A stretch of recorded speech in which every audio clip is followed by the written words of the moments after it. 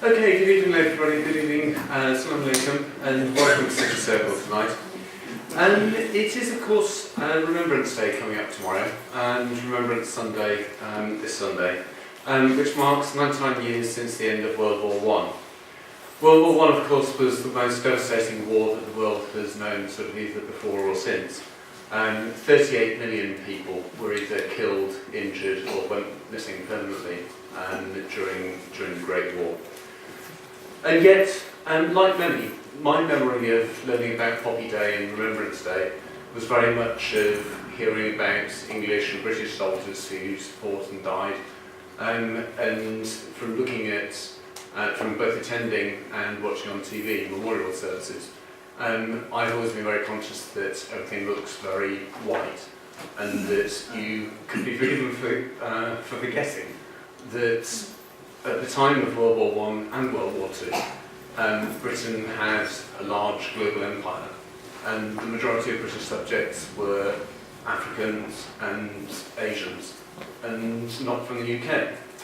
So, tonight we want to remember the soldiers who fought alongside Britain and the Allies, but from other parts of the world, from outside of the UK. And so, sorry, just a moment. And we're looking specifically at the 885,000 British soldiers, Muslim soldiers who fought with Britain, largely from South Asia, but also from places like the Middle East, Egypt and parts of Africa. So, with us here tonight we've got two panellists.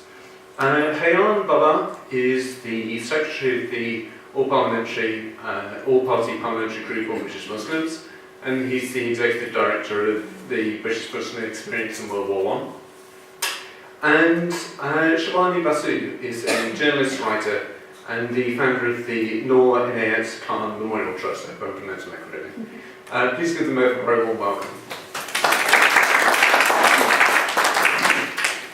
Okay, so for those of you not familiar with our talks, the format is going to be, I'm going to invite both Hayan and Shrabani to speak for around about 15 minutes each or so and give their presentations, and then we'll use the rest of the time to open up discussion to the floor, and we'll take questions and points from you, and then we'll wrap up by about 8:30 or so. So our first speaker tonight, as I say, is Hayan Baba. He's the Executive Director of the Muslim Experience in World War I, and was originally the Secretary of the All-Party Parliamentary Group on Islamophobia, and now the All-Party Parliamentary Group on British Muslims. The Muslim Experience in World War I is a project of Forgotten Heroes 14 to 19 Foundation, which is an archival project to remember Muslims who fought in the First World War. It highlights and remembers the 2 million Muslim soldiers and labourers who fought and worked with the Allies during the war. So Hayan, over to you. Thank you very much. Assalamu alaikum, greetings everybody. Can you all hear me okay? Yes. Great. So I'm going to, I might need a hand getting this presentation on.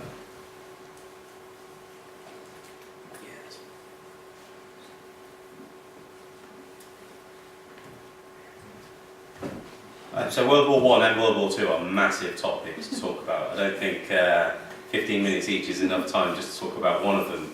So I'll cycle through this presentation, which I hope will have some interesting facts and images for you that I hope that until today that you would not have known about. But let me first say at the outset that our project is simply an archival project to reveal the true picture of the contributions of Muslims and others, but mainly Muslims, to the history and security of Europe. And this is, in this scenario, it's in World War I. But I should also say that our project isn't an endorsement of colonialism, it isn't an endorsement of militarization or political or military strategy. It's simply setting out the fact that this many Muslims and others fought for the history and security in the First World War, and therefore the fact remains true that they should be recognised for that. And there are good reasons to recognise that. I think there are a lot of forces who want to drive Muslims out of Europe. There's the growing far right that will want to say that Muslims have never done anything for us. And of course, our identity is often being scrutinised, and we're often questioned about our place in Europe. And I think that what we have found can often be an antidote to that kind of narrative. So I'll start with the boring stuff, which is just the figures. So over the last 6 years, the Forgotten Heroes 1419 Foundation has uncovered 850,000 unique documents. That's unique to our discovery of documents from images, field reports, medical reports from the First World War in Arabic, Punjabi, Urdu, Farsi, and other languages. And in these documents, we've discovered that around 2 million Middle East and North African soldiers and labourers fought for the Allies who were Muslim. 375,000 Muslim soldiers serving in Russia for the Russian forces. 25,000 Muslim soldiers were part of the Chinese Labour Corps. Tens of thousands of Muslim soldiers served in the Portuguese, British and French armies. But also, and this is on top of the known figure that we know of approximately 400,000 Muslims who served in the British Indian Army. But not only does our project focus on their contribution and highlighting it, it also talks about their experience as Muslims. We've learnt in our findings so many heartwarming stories of Muslims, Christians, Jews and others meeting together for the first time, sharing each other's religion, culture, practices, cooking for each other, singing together in the trenches, but also how they deeply admired and respected one another. And this is important, I think, today because there are so many commentators who want to divide us based on our identity. And I think there are so many lessons to rebuild that social cohesion and to promote peace and understanding between people of different nations, faiths, cultures and identities today. And I think that the experiences and examples of some of the soldiers and their interactions with each other from World War I can be a great way of learning. So, forgive me, I've got so many notes, so I've cut down to enough for just this evening.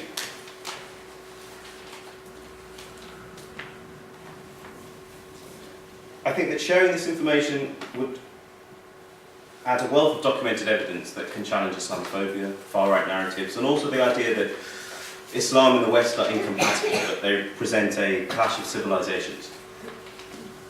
In fact, we can show that if Muslims, Christians, Jews and others can learn to be friends and accommodate each other at times of war, then there's no reason why we can't do it now.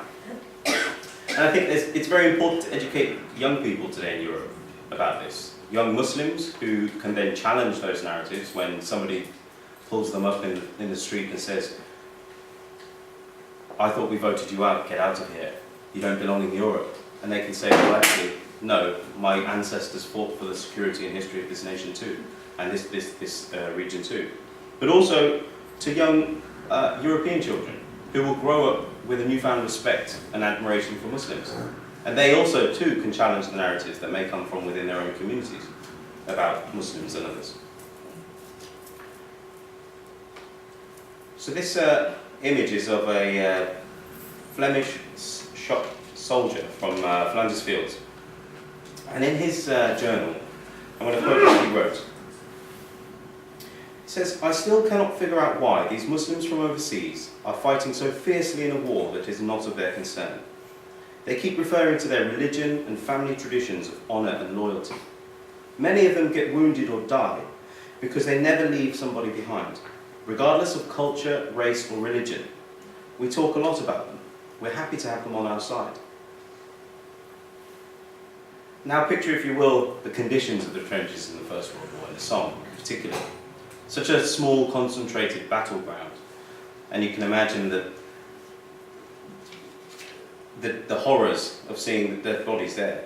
And so imagine that you're in the position of one of these Muslim soldiers who's in a country he's not familiar with, it's cold, he's fighting, he doesn't know what he's going to eat. So we found this letter in December 1916, written by a Muslim soldier, a North African Muslim soldier who was writing home to his father. And he said, "We live in caves like hedgehogs, and we constantly have rain on our heads. We are exposed to deafening noises, people's faces change, and are altered under the effect of fear. We are in a state of language, we are in a state that language cannot describe. This country has been forsaken by Allah. Meat is brought to us in dishes, but we don't know whether it is permitted or prohibited, and this is a source of torment for me. I think about it day and night, and you must tell me how I stand now in relation to Allah. Let me tell you, my dear father, I swear by Allah and by that which we hold sacred, I will never stop praying, I will never stop saying my prayers, I will never abandon my faith, even if I am assailed by ordeals more terrible than those in which I find myself. I am not boasting when I speak like this. I am inspired by Allah. I ask Him to help me to remain true to Him and to save me." And yet he continued to fight with dignity and honour, despite those conditions, despite fighting in a war that had nothing to do with him.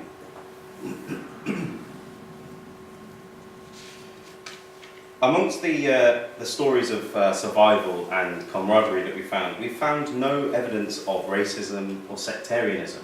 Of course, also, remember there would have been Muslim soldiers from different tribes or different parts of the world that have met each other for the first time, including of different sects. And this resulted in a wonderful mutual respect. You could say that this was interfaith before the term interfaith ever began.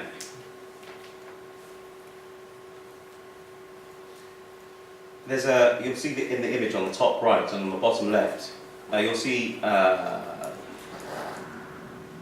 Muslim and Christian graves beside each other. At some of these burial sites, which used to be field hospitals, many of the soldiers who were dying in the hospitals had learnt that the top brass were deciding on how to respect their cultural sensitivities and have Muslim, Jewish and Christian soldiers buried separately. When the soldiers in the hospital discovered this, they protested and they said, "Absolutely not, I want to be buried beside my brother in arms, beside the man that I fought beside, regardless of his race or religion or culture." And so as a result, many of these graves are beside each other.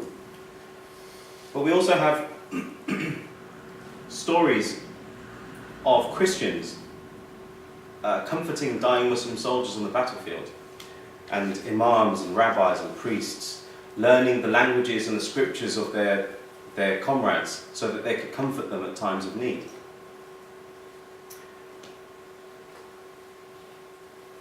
This demand to know of the religious rights of their Muslim soldiers by the European soldiers was so much so that in December 1914, the Minister of War, Alexander Millerand, sent a directive out to all of his troops, in which he said that when a Muslim is about to die, he will always, when he can, pronounce the Shahada, setting the index of his right hand up or holding the Quran.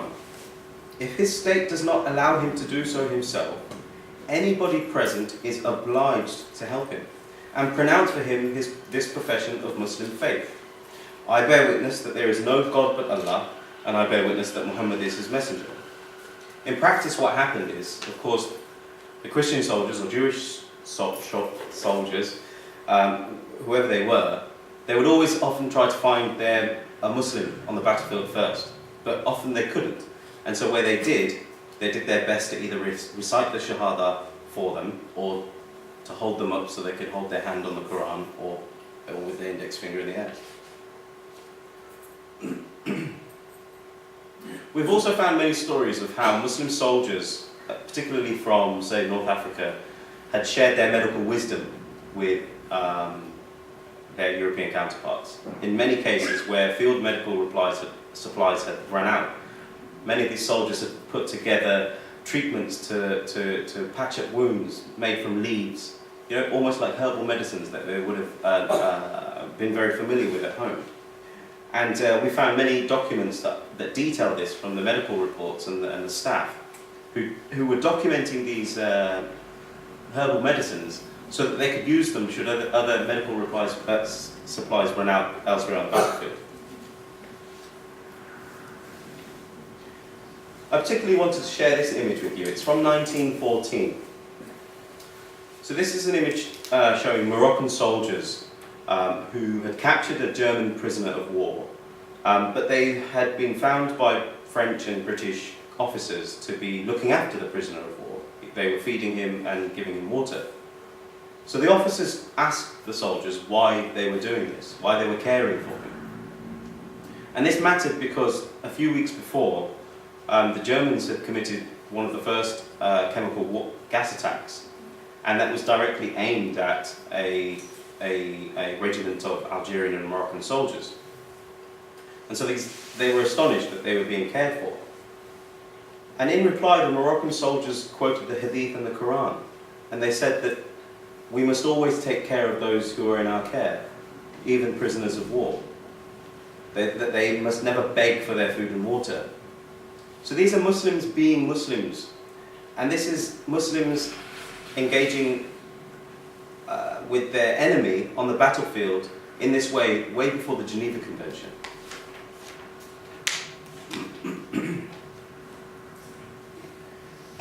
We also have stories that at the time upset a lot of the people in the diplomatic community in Europe. You'll see the image on the bottom left is an image of King George V, who travelled to the battlefields in France to pay his respects to the North African Muslim soldiers. So much so that he broke with what was normal protocol at the time, when he dismounted his horse before the Algerian soldiers did.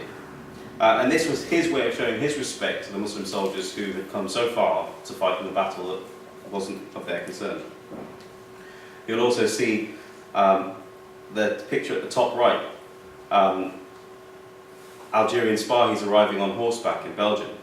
And they were almost greeted as if, by local people, as if it was a victory parade, as before their contribution had even began. The Europeans saw them as heroes because they were coming to save them. They were fighting for them.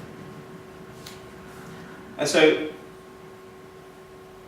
war isn't always a pretty thing, as you know, but there are also other forces at play. This was the first mosque built in Germany. Now some people say that's fantastic, that's great, but actually it's not something to be celebrated just yet.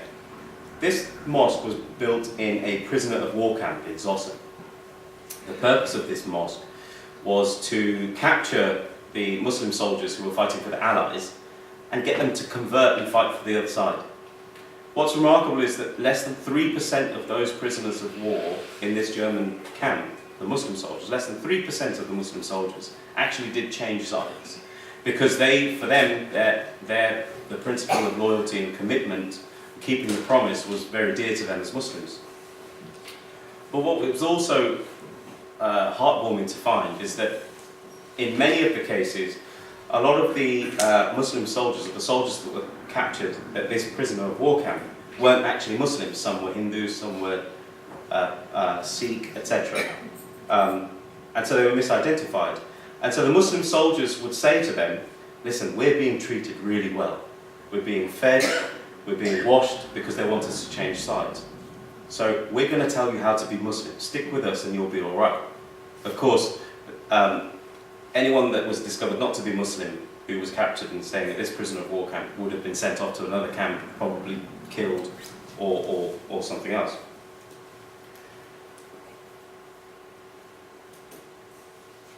And today, that's where the site of the mosque is.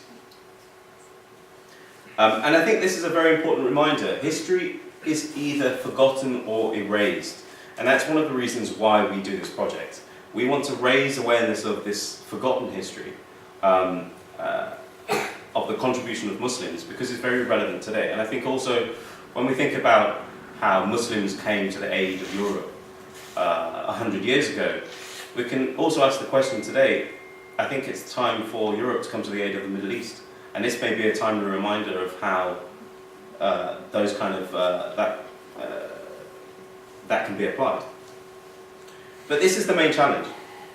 Also, it's the growing far right and the narrative about Muslims and how Muslims aren't wanted or welcome. Far right extremists are aware of our contributions, but for them it's an inconvenient truth. And I think we owe it to those who fought and died and sacrificed for the freedoms that the far right enjoy today when it comes to the freedom to abuse us, that we remind them that of this truth that they won't like. And I think I'll leave it there because I think I've almost taken up all my time, but I'm happy to answer any questions. But we really need everybody's support, really, to do this work. We have so many documents, so many archives. Like I said, nearly 900,000 original documents, and what we would like to do is create a digital and physical archive in one place where everyone can come and access them and learn about the stories and more. Thank you.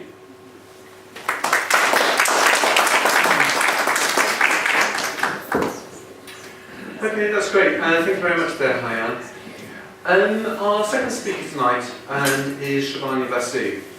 She's a journalist and writer, and she kicked off her journalistic career in Bombay, as it was then, now Mumbai, working for the Times of India.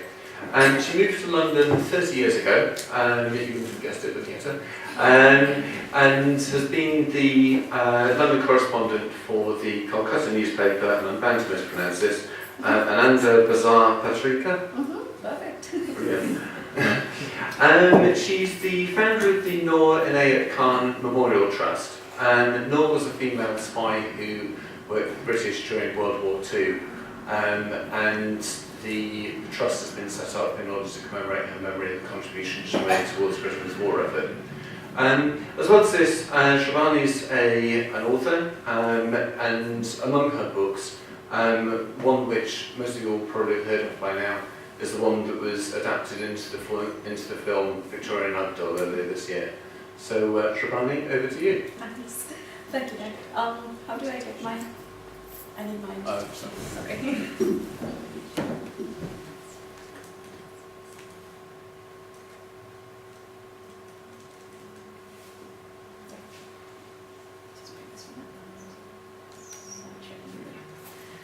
Right, as Hayat said, it's 2 wars, so I'm going to be speeding through. This is going to be a high-speed train. But I do want to start with the First World War.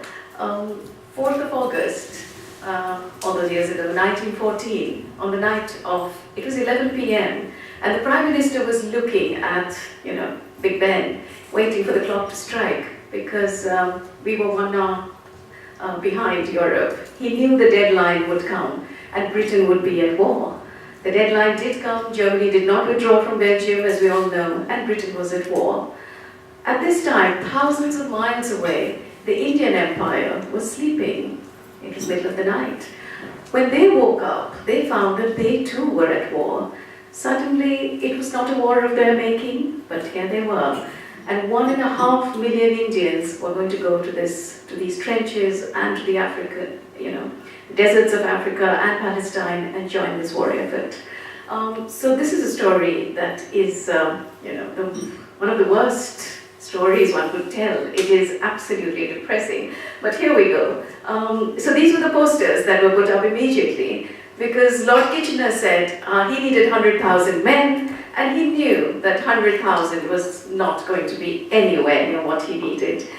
He needed the empire, he needed soldiers from Australia, Canada, and of course India, which had the biggest standing army at this time. None of the other colonies were prepared. So the first mobilization orders were given to India. And within weeks, they were sailing. Of course, I'm not a military historian, and I'm going to focus today on just people, because, as I said, I'm going to rush through this. So I'm going to tell you about two soldiers, 2 Muslims. They were Pathans, and they went on to win, to be awarded the Victoria Cross. So here they are. A lot of the recruitment at this time, they were taken, the Pathans were taken, there were Muslims from Punjab, the Sikhs, the Gurkhas, the so-called the martial races were recruited. So here we have, can you see in that corner, can you see the images? Yeah, okay. So here we have Khudadad Khan and Mir Dast. two Pathans who would go on to win the Victoria Cross. So we're going to very briefly touch their stories. This is the Baluchi regiment in which Khuda Khan was he was a soldier, he was just a sipahi. And these are the trenches in Belgium. Now, they're all looking and smiling at the camera. Let's not forget, most of these photographs that were taken were used for propaganda purposes. So which is why they're all looking so delighted. But also do notice that this is October in the trenches, and look at what they're wearing. They are still in their cotton khakis. They did not get greatcoats till December. But anyway, despite all this, despite the fact that they'd never done trench warfare before, they go into it, they fight bravely, and on the 30th of October, when all the other men in his regiment, they're in the trenches, they're down, the bullets are finished, everyone is dead, there's one man standing there, and he keeps firing till his last bullet is fired, and then he collapses, and that was Khuda Khan. And he becomes the first Indian. Those days Indian is undivided India, so I refer to them as Indians. He is the first South Asian to get the Victoria Cross. Because they'd only started giving the Victoria Cross from 1911 when George V visited India and the Darbar started.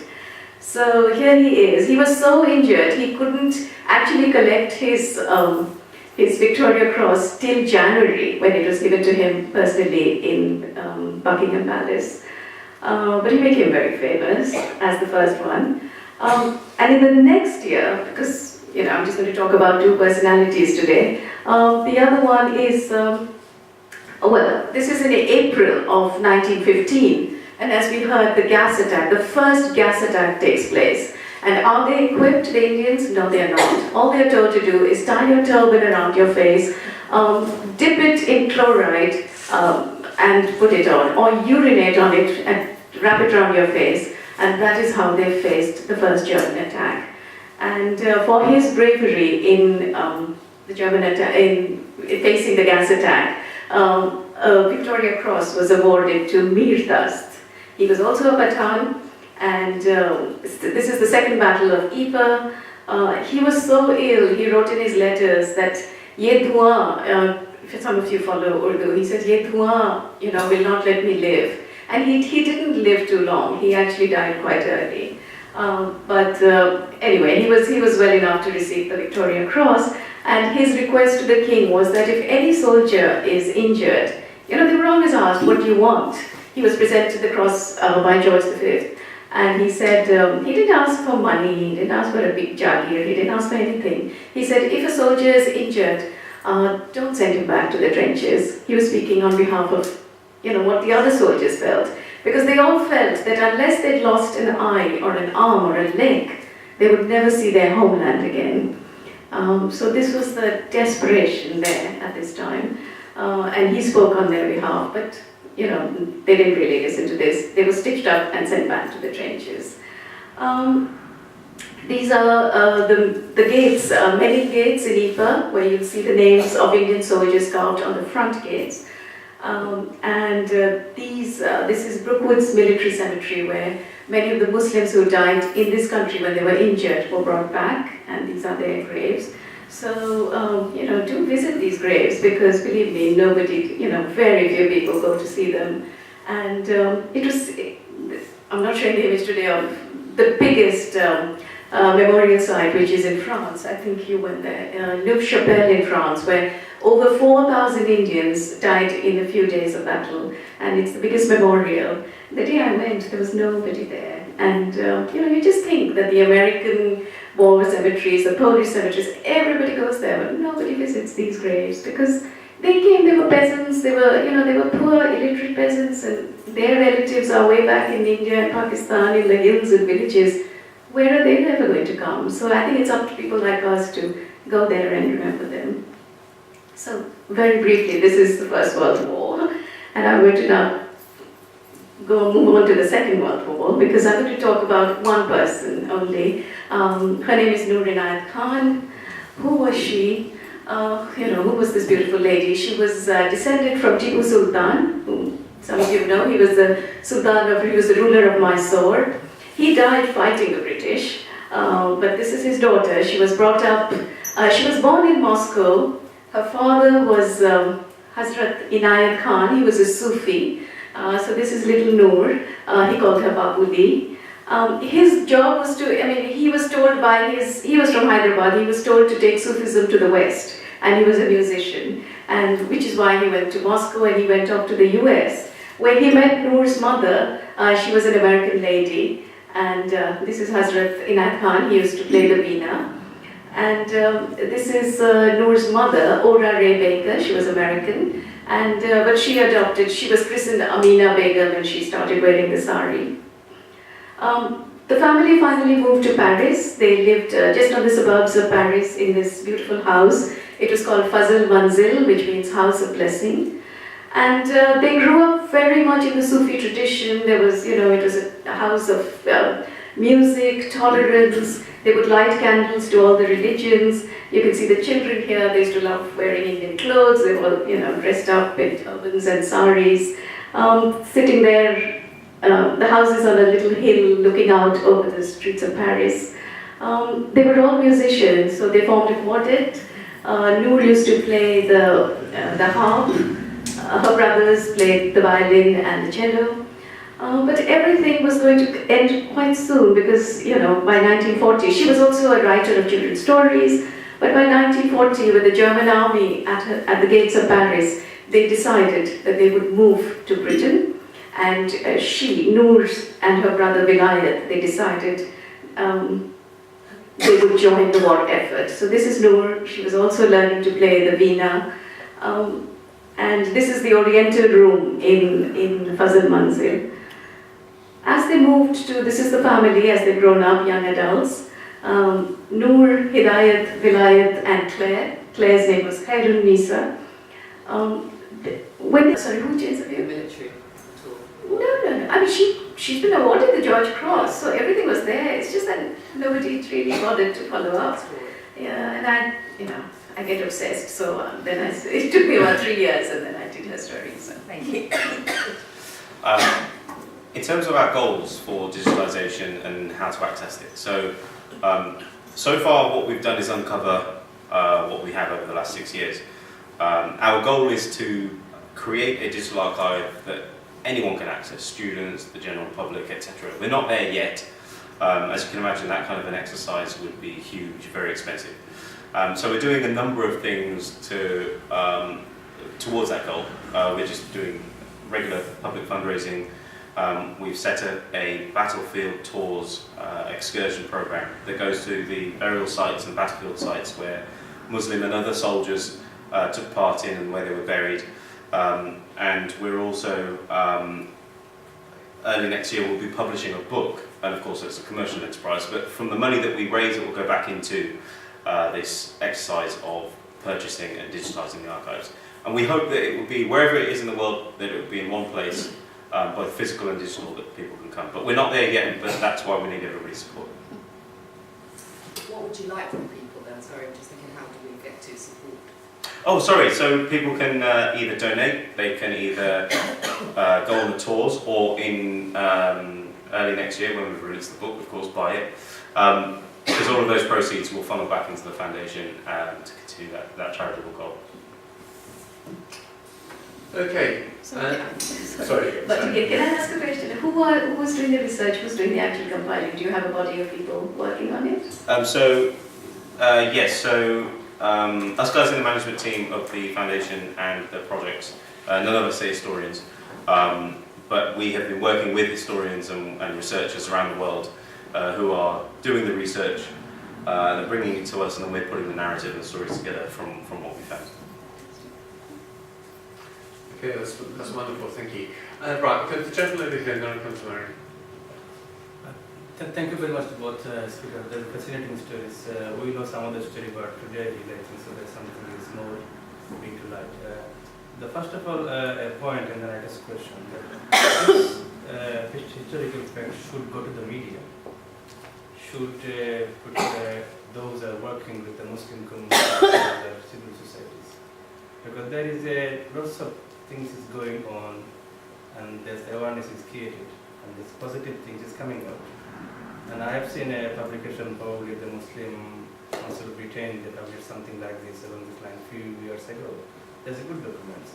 And if something is coming to your side as a book, I think something documented. But this should go to the media, mainstream media. Especially Remembrance Sunday is coming on this Sunday. My question is now, how do you think that these kinds of activities and your contribution going to the mainstream, like defense ministry, foreign ministry? If I may, really quickly, I'll start with that, answering that one first. You'll be pleased to know that this year we gained a lot of media attention, in fact in the past few days. So we had a very good feature news story in ITV News at 10 on Wednesday. We had, there will be a documentary being made by the Islam Channel that will be out I think on the weekend. A Sunday newspaper is covering some of the work we've been doing this weekend, and we'll also have coverage on BBC Radio 4, The Observer, I hope.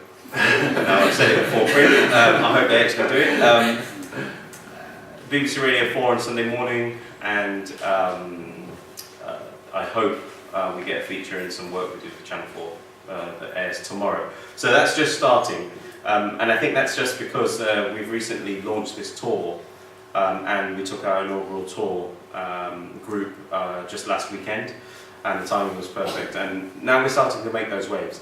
In terms of politicians and the organisations like Ministry of Defence and others around the world, they're aware of our project, and they are in principle in support of our project, and that is just their moral support, because it is our view that we don't take the financial support from any governments because of the perception that it may have with the public on whether we are hiding anything or only showing what our sponsors would want us to show. So we're independent in that way, but they are all aware of our project.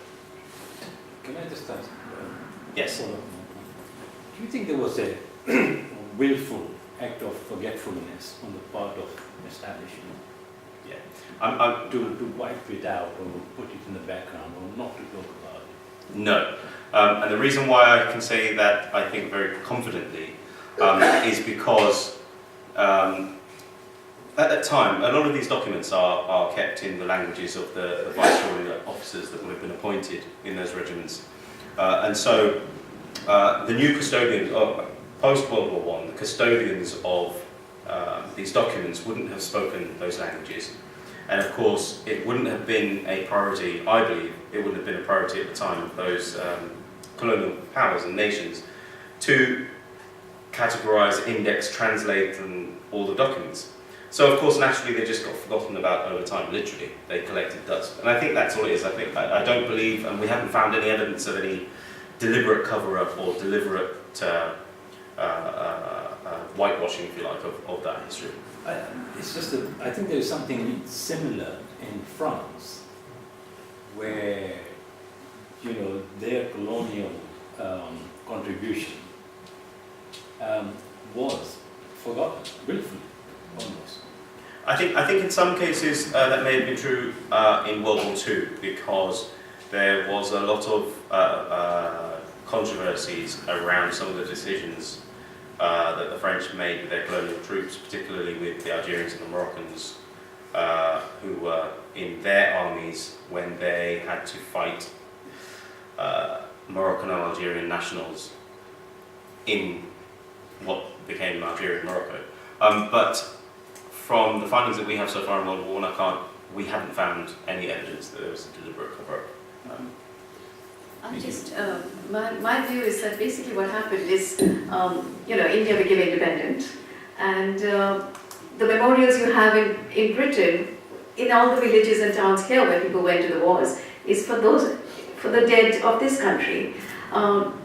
And for India, the priorities changed. So, once they were independent, Britain didn't care about the soldiers in India. And in India itself, the soldiers were not the priority, because then the freedom fight, those who fought and died for freedom, they were India's new heroes. So they were the ones you were celebrating. You were looking at Bhagat Singh, and you were looking, all those heroes who fought for independence were the ones who are celebrated and who were on posters. And these soldiers who fought for their colonial masters, they just fell by the wayside. So it was not deliberate, but that's exactly how it happened. But I think, yes, they fought for their colonial masters. This is what happened in Ireland as well. It's exactly the same situation. So in India, they don't know anything. I mean, I grew up in India, and I had no idea about how many Indians fought in the trenches. And I think this is now being reversed, because I feel the biggest disservice we can do is to forget these soldiers, who fought so bravely. And we must remember them. And I think this is coming around in India. I found a lot of awareness when I went to India, and I'm sure in Pakistan as well. So I was going to say, is that changing now though? Because I've seen just on the news this week, I've seen Prince Charles was going out to India to sort of representative of Britain as representative of the royal family. Do you see that as part of a trend? Maybe India and other sort of Commonwealth countries sort of acknowledging and Britain reciprocating sort of the joint collaboration during the war? it is happening, but India is way behind the other Commonwealth countries like Australia. You have Anzac Day. India has nothing like that for the war effort. So I think it's going to take a long time, and Pakistan doesn't either. So these are the two countries that are the main ones that send troops out. So I think it's going to take a while, but I think it's happening. The consciousness is coming back. Now I've got a lot of writers now writing, and they're archiving as well, which is good. So. I think also on that point, commemoration. I think the way that commemoration is done is a very European thing. It's a very European construct. But maybe this is also an opportunity for people of the Commonwealth to come up with their own ways of remembering. Well, particularly on Remembrance Sunday, Absolutely. Where there's no more visible presence. They were thinking of, instead of the red poppy, sorry, we'll take your question. There was a move in India some time ago, I don't know if they're seeing it through, but they said, the marigold flower, which is very representative of India, they said, this is something that we know and identify with, the marigold, so let's have a marigold day for the soldiers. So. Also, India Gate is the biggest memorial for, all those who died in World War I. Something we didn't even know as kids, we eat ice cream near India Gate, but didn't know it was a memorial for World War I. And I was going to say, I'll go to Mario, and then the gentleman behind. So when I researched this topic, I could only find information about Indian soldiers, but my friend found a resource which is called everyoneremembered.org, and then that way you can look up troops who fought from the colonies for Britain, and you can put like a virtual poppy under their name, and it comes up on the map. So I'd like to recommend that. Another point I want to make. And sorry, just what was the website again? Was it everyoneremembered.org? Yeah. Right. Okay. And then another thing I would like to mention is that working in a school, I realized that they barely mention this topic around Remembrance Day, and how can this become part of the curriculum? You go first. Okay.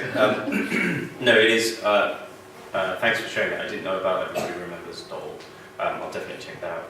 In terms of the curriculum and how this subject is taught in school, I think it would be very hard actually to convince the government to add new information into the curriculum when they're not requiring schools to strictly follow the curriculum, especially with schools being academies and being able to decide their own curricular activity and programs. But maybe the way around it would be to produce, for organisations like ours, to produce literature for schools, or engage with children of school age in kind of educational programs outside of the school term, or as an extracurricular activity. Because I think the First World War and both World Wars are such large topics, it's I guess it's got to be expected that what is taught in each country will kind of fit the psyche of that nation, if you like. I think that we're just going to have to find creative ways around it, and that would be through using more mainstream channels. You say though that every country will sort of find a way of commemorating the war in a way that's sort of appropriate to its own national history. But I mean, there are schools, there are whole boroughs of London where children are likely to be of sort of multiple or single ethnic minorities that aren't Anglo-Saxon British. And I mean, in those schools, do you think more sort of culturally appropriate or religiously appropriate way of teaching would be to look at the role of India or African soldiers? Absolutely, I think that academies do have the scope to do that because they can decide how they run their school according to the needs of their school population. So I think that's perfectly plausible. Well, I feel quite strongly about it. I feel it has to be in the curriculum, and every forum I get, I keep on, but it's like hitting your head against a brick. It's. I think it has to be there because it gives ownership. I mean, if anything else, there was a Labour MP once who told me. He said he was campaigning in a very white area in Gloucester, and so he was being heckled. And one of the people from the audience said, "Bet your granddad did fight in Dunkirk." And he said, "Hang on, actually, my granddad fought not in Dunkirk, but he was in he was in Italy or Africa, whatever." But the point is, this is it. You've got to know, that Indians, South Asians contributed in both these wars. There was a woman like Noor who fought fascism. I mean, it wasn't her war, she died for it. And these stories have to be told. So I feel very strongly it should be in the curriculum, and I keep banging on about it. I give a lot of talks in schools, and universities are also revising I know Oxford is revising it, this whole movement that, history to white, I think that is brilliant because it has to be, empire has to be taught, and all these things are part of empire history, and they have to be on these curriculums. This gentleman here, yes. Yeah, so definitely. And I just want to say, Shrabani, I think the work that you've done in bringing this story to the public consciousness is outstanding. Many people, owe you a debt of gratitude. I think it's a tremendous thing that has happened, and it's opened up an area. My question really is about Muhammad Akbar Khan. So Muhammad Akbar Khan was the most senior Muslim general at the time of partition. Okay, now he actually served in both the First and the Second World Wars. What was interesting about him was he was very prolific in writing about those experiences during and since that time. In the First World War, he spent most of the First World War, from 1915 to 1917, not in the theatre that we were talking about, late, not in France, but actually Mesopotamia, on that front. And I would be very interested in terms of the work that either of you have been doing, to what extent have we been able to zone in on that area? Because I think that opens up a whole nother opportunity to interrogate and look at what was the experience like, how did it feel. Because obviously they were fighting against Turks, who obviously were on the German side of the First World War. I think the emphasis on France, though important, and in fact central, almost to an extent partly obscures some of the other theatres that we also need to be conscious of, where Muslims Muslim soldiers were absolutely making a contribution. Oh, absolutely. I mean, that is so true.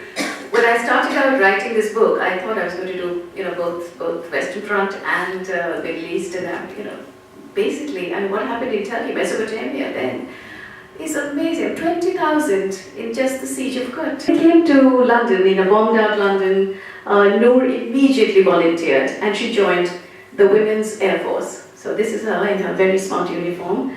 The Women's Auxiliary Air Force, or WAF. And suddenly she just became a number, she was no longer the Pirza, the daughter of Hazrat Inayat Khan. But she loved it, and she was trained as one of the earliest batches of women radio operators. And so far it had only been men working in this field, but Noor became, she was practicing the Morse code, and her results were that she was very good. She was very fast, and she was very good. But at the same time as she was tapping out her Morse code, there was a secret organization called the SOE, which is the Special Operations Executive. It was set up directly by Churchill, and because she was brought up in France, because she spoke French fluently, they wanted to recruit her, and she was a radio operator. So they recruited her, and they told her that, at the interview, all she was told is, you'll be recruited as a secret agent, you'll be flown into enemy, behind enemy lines, and if you're caught, you're going to be shot, and because you have no protection, and will you do it? And she said yes.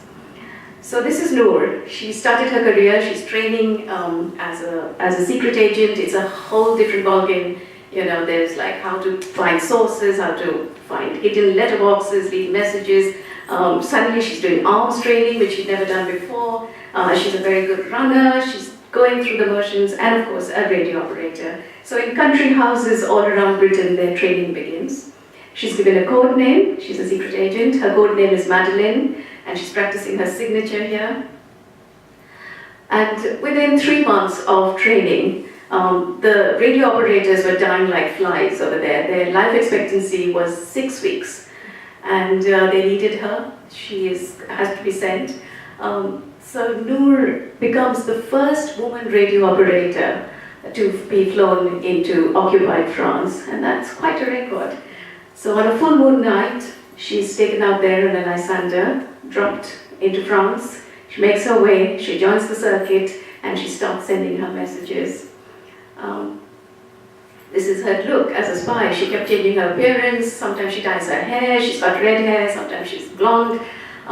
She looks so different from the woman you saw earlier, who's just a dreamer, playing music and writing children's stories, because that's what she did.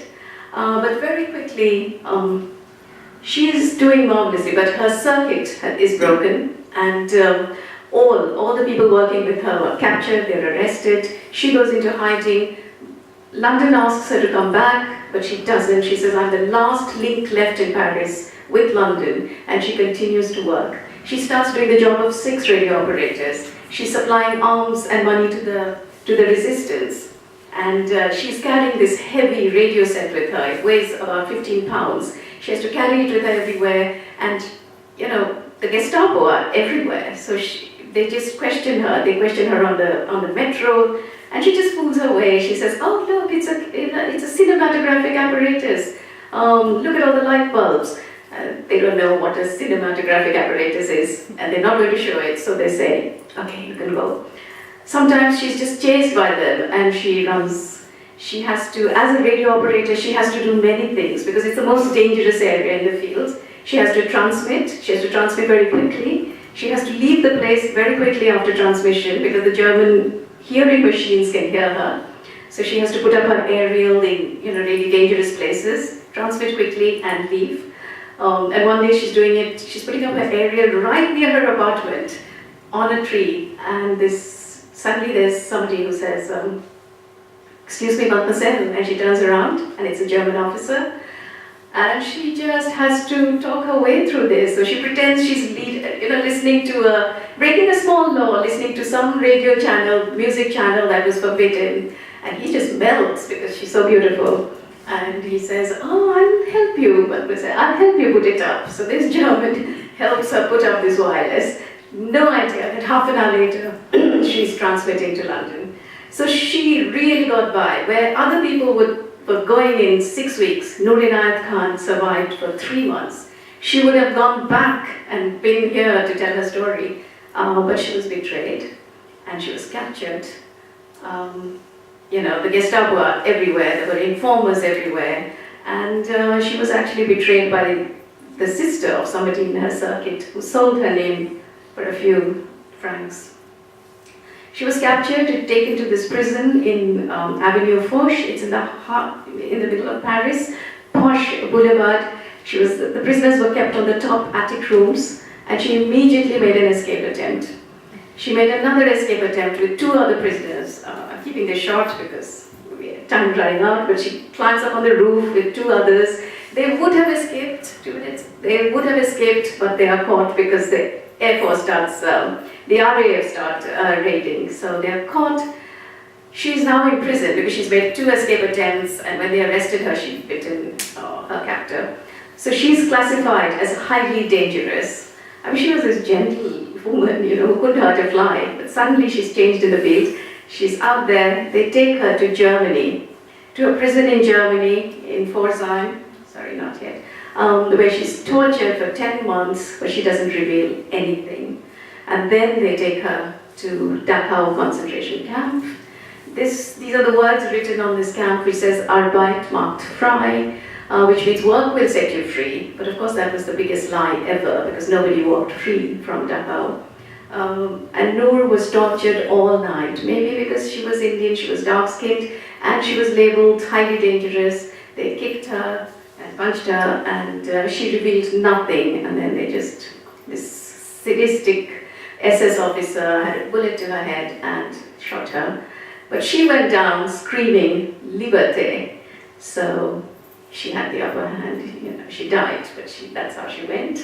Her body was, they were thrown into these crematoriums, and then ashes were just thrown over there. This is a plaque in Dachau concentration camp. It says Noor Inayat Khan, operator, radio operator. Her story was forgotten after all these years, and then when I wrote the book, I got a lot of responses from readers who said, why don't we know about her, and there should be a memorial. So I sort of took it on myself, and we set up this trust, and we finally got her statue bust unveiled in Gordon Square. That's Princess Anne, and all those women in uniform are the Fannies. That's what Noor belonged to. This is the beautiful bust. Do go and see it in Gordon Square. Just yesterday we put up our wreath there.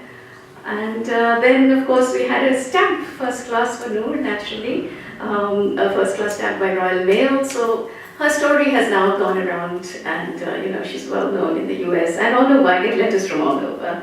So that's something. As a woman, I'm delighted that her story has come back, and her story is known now.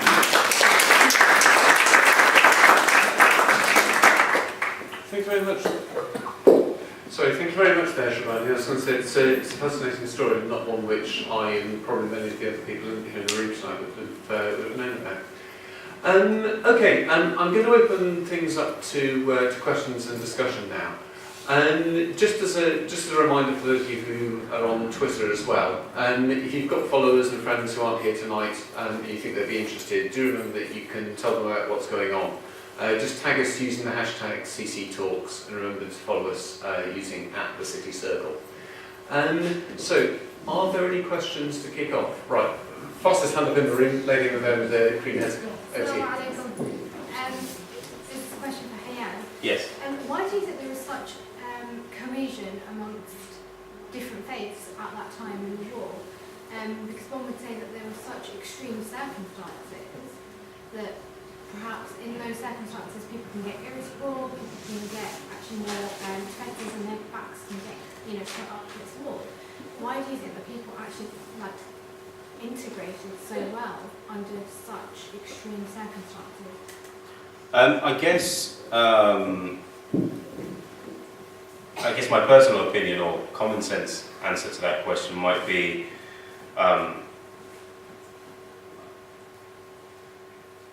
I guess first it started from a point of admiration for each other, and they were learning new things. These people had not known each other, or they were new experiences for them. So there was maybe they were curious to know more, and of course colonial troops were received really warmly because they were respected, and the Europeans were very grateful to have them there. So I think those conditions were what created those, if you like, they became the perfect conditions, if you like, I think, for the cohesion that lasted between them. I also think, and maybe this is a bit of a sad point, but I don't think the world was as divided then on grounds of identity as it is now. And maybe that's because people didn't know each other as we do now in our globalised world now. And I think that that probably helped. Sorry, my second question. What was the incentive for them to join? I'm glad you asked that question. A lot of people say to us, well, weren't all of these soldiers conscripts and forced to fight? Actually, a lot of them weren't. Very few from the Middle East, North Africa and other parts of the world were actually forced to fight. Many were recruited when it looked like that the Allies were going to lose, and so there was this haphazard system of recruitment. And so they took up a paid job, and of course they did so because they had families to feed at home. It was, it was 11 rupees was what they signed up for, a uniform and 3 meals a day. For most of the people, that's what it was. And later, I mean, it is a so-called voluntary force. There was a lot of pressure to also sign up because the local village headman would, often have this responsibility. How many can you recruit? So he's got somebody else who is bullying him. So there was quite a bit of sort of forced recruitment going on there. Okay, thanks very much. I was going to say, just to sort of follow up and supplement your question, Darren, I remember when I was learning about the Second World War, I remember asking my grandmother, who'd lived through it, albeit in the UK, about whether there was anything else to come out of it. And she said that during the time of the war, she thought that there was possibly a greater sense of community and people looking out for and supporting each other, which possibly hadn't existed before the war and which didn't really carry on afterwards.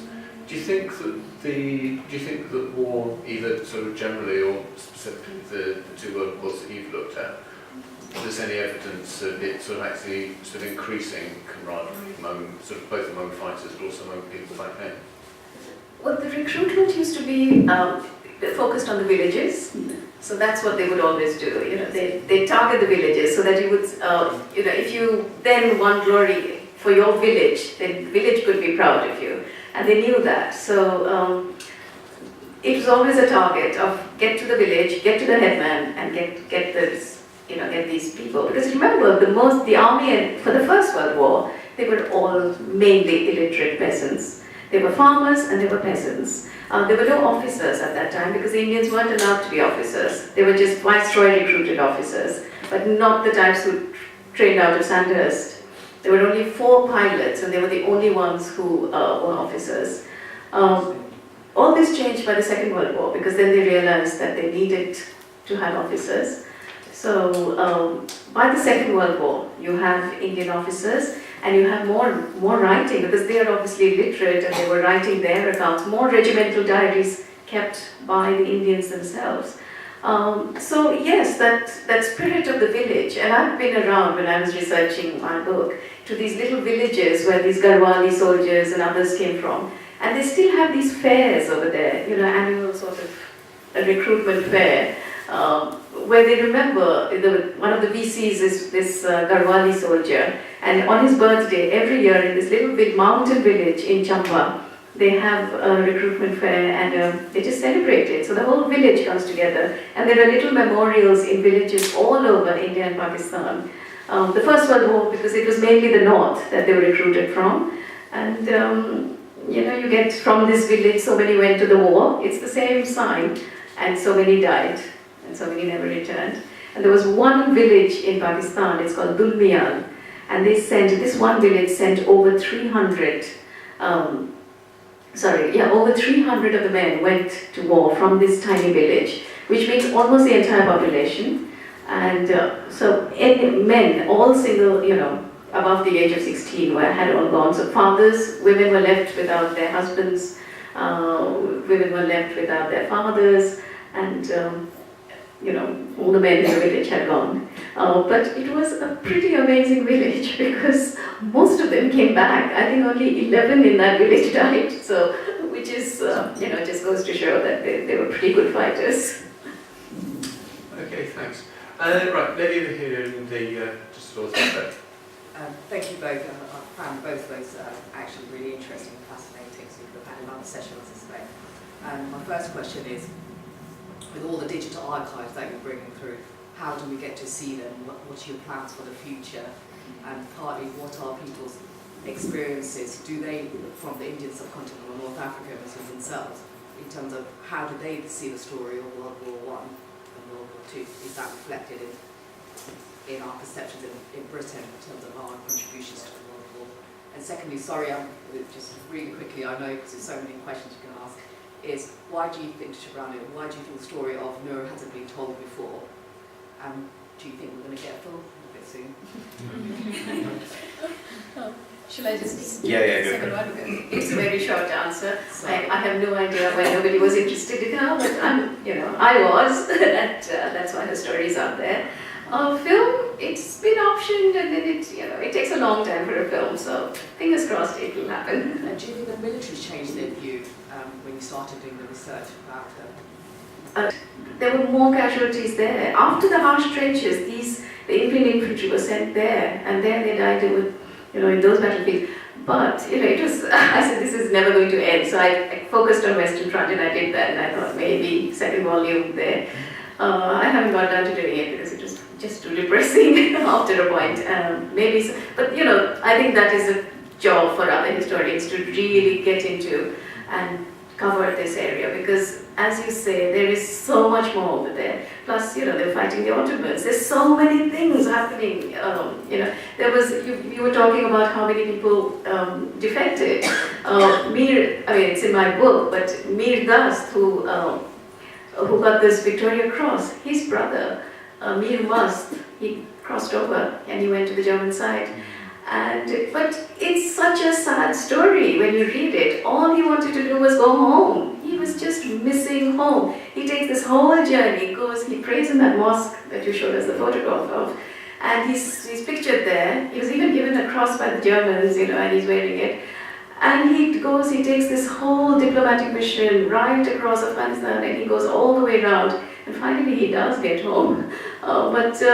That was the reason he wanted to go, and he crossed over with about, I forget now, about 15 men, so it was considered quite a thing. And poor Mir Dast, his brother, had to then bear this burden that his brother had defected. So he fought to the end so that he could then retrieve the family honor. So there's so much contradiction going on, and yes, I think that is a field I really hope historians from our region go into, because there's also you have to also know the language to get those resources there. So it's a story waiting to be done, really. No, with the work that you're doing, are you looking at those other theatres as well? Yes, all of them where we can. So currently, just to give you an idea of where we're looking roughly, well, the scale of what we're doing, we've got access to about 377 different archives around the world in 19 different countries. So we're covering a lot of ground and have identified a lot of things, but of course it's a ton of information to analyse and go through. And we are hoping that once we actually get all of this stuff, that we can lay it out literally for historians, academics, teachers, students, to make those observations and analysis. Because I think actually, especially after what we found, all the new documents we found, I think we're going to be talking about this for another 100 years. Okay, and I think we've got time possibly for about another one or two questions if we go quickly. Were there a couple more hands up? Yeah, lady over here. Hiya, so thank you both, really interesting talk. The thing that struck me that I would have loved to hear more about and would like to know sort of what you've come across is the Muslims sort of fighting on the two opposing sides. So for the Allies and then from the Ottomans. So we talk about Mesopotamia, so we talk about Indian Muslims fighting Turks Muslims for the Ottoman and from Germans. What happened if they sort of met, and how does faith then clash with the loyalty to the empire? Well, actually, very few defected, very, very few, and they were being watched all the time. In South India, in Kerala, there was, there were lots of reports about, because the Maplas were Muslims, and they were really, concerned that they would go over to the Turkish side. But the Nizam was putting out, the Nizam of Hyderabad, he was putting out, good propaganda saying for the British, saying that this is a war effort, we must fight this. Generally, the feeling was not it was to support king and country, as it were. So they were going to stay loyal. Very few rebels. I think there was one mutiny in Singapore where they didn't want to go, and that was the only mutiny that happened. Few defections, but nothing. Like I said, Mir Mast only wanted to go home. He just took that route, so it wasn't like his faith was driving him. But of course, I haven't worked on that front that much, so I couldn't say. But generally, from what I read from the reports, there were very few who. They was very, very clear they wanted to stay and fight with the British. Yeah, I echo that. We've so far we've not found anything to show that there was any that they weren't conflicted when fighting on the side that they were based on their religion.